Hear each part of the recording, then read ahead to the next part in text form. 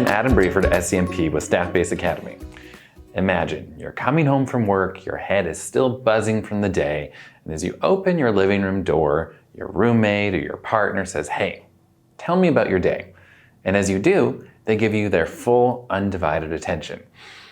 Feels good, right? Well, this is no different in organizations. But why does really being listened to have such an impact? It's because it lets us feel seen and valued and lets us really show someone else our frame and perspective.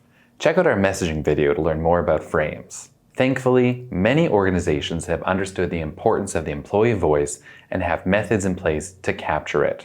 But often that doesn't go beyond the annual employee survey. In this video, we'll look at the importance of the employee voice on organizations and its usefulness in internal communication. We'll talk about the employee voice in organizations, the channels for employee voice, and what internal comms can do. Let's get to it. So what exactly is employee voice? Employee voice is giving people the opportunity to express their ideas, perspectives, and concerns with authenticity and without fear of social or workplace consequences. That could be hearing how they like their workplace, them sharing an idea on how to improve a process, or learning about their struggles. But why does this matter to organizations? There are 4 reasons you should know about. First, feedback always happens. Your employees will have feedback and opinions and will want to share them. That's beyond your control. But you can give them a place for feedback, listen to them, and frequently ask them for feedback. Companies that don't do this often see their employees taking their voices elsewhere, rumors on the grapevine, social media, or on employer review websites. Second, there are many advantages to listening.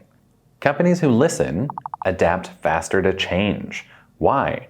Because listening organizations are learning organizations, and employees that feel able to share their ideas openly will help to adapt to changing market conditions. Companies who listen reduce risk because employee feedback, for example, from the front line, provides early warning signs for emerging issues. And finally, companies who listen keep their employees and reduce knowledge and skill loss. Research has found strong correlation between companies caring about employee voice and employee retention. Third, it is important for internal communication. As we saw in our video on enablement, content put into context enables conversation. Getting feedback shows communicators if their message has been understood, and it gives input for future content and remaining questions. Fourth, other than internal comms, there are many people in your organization who care about these insights. HR usually drives a lot of the direct feedback and uses it to create a better employee experience and to connect feedback to action. PR or marketing can be interested in employee stories that help them build employer brand and amplify their message. And finally, line managers need feedback to assess whether information has reached their employees and if it's been understood. With so many departments interested in hearing the employee voice, make sure you coordinate well and avoid disconnected activities. If you ask for feedback too often, you'll curb your employees' enthusiasm and it can lead to survey fatigue. So now, let's look at what channels are available to you to capture your employee's voice.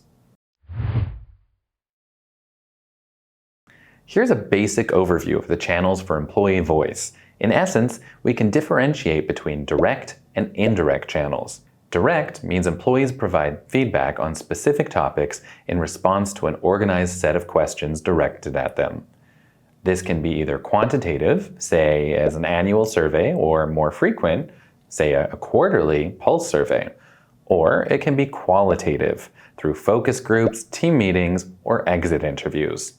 On the other hand, indirect means employees express their thoughts openly in public forums without being asked specific questions by their employer. These thoughts are then analyzed.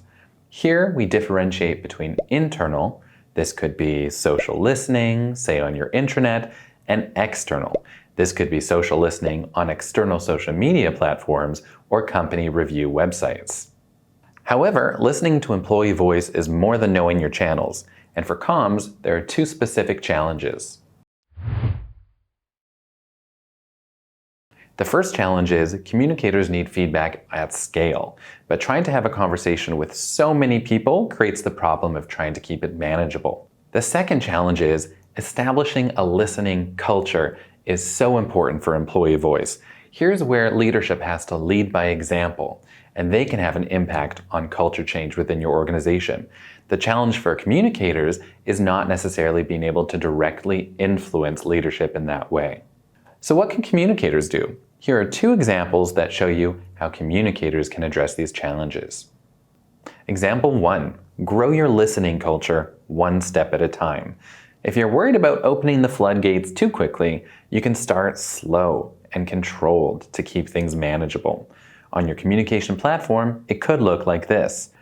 Launch your comms platform without feedback or interaction functionality at first. Then, gradually allow more by introducing likes and comments. You can even limit this to specific channels at first.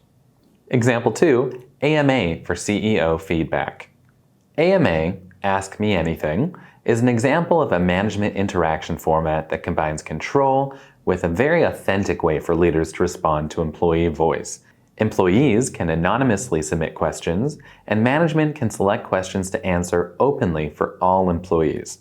At Staffbase, we have an AMA letterbox embedded in our communications platform. Here we can anonymously submit questions to ask Martin, our CEO, anything.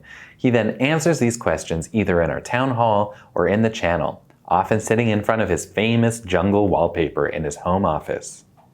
We hope these examples gave you some ideas on how you can approach your listening culture. So what can you do next? Start creating a listening strategy. That means think about which channels you want to use for listening and who your stakeholders are. We hope you enjoyed this video. Don't forget to check out the other videos in the series and our additional resources. Take care and see you next time.